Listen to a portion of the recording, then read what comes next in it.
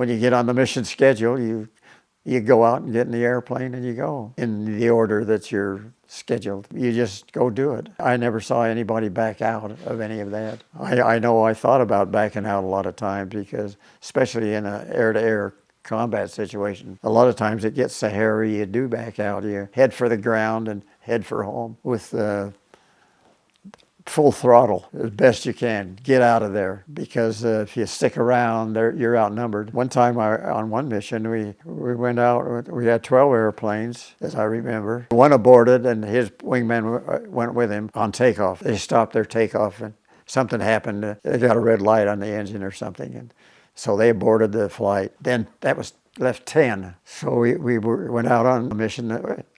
I was supposed to have 12.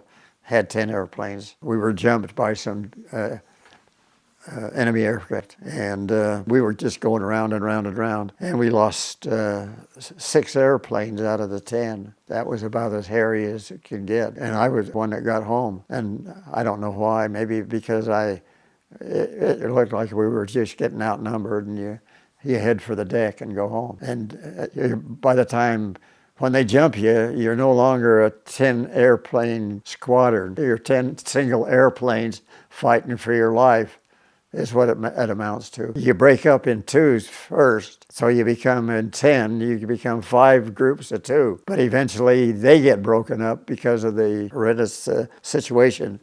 And then you end up as 10 separate airplanes with maybe 60 Germans in the area with you. And so you do what you have to do. If you can get on one of them and take them out, you do it. If it looks like I hit the deck and go home, you try to do that too. Because staying there is a certain death. And of that 10 that stayed there were 6 of them shot down, and that was about the worst one that I can ever remember, is almost losing the whole squadron that one day. I thought, I'm not going to get through this. I'm going to die in this war, and I was sure I was going to die in that war.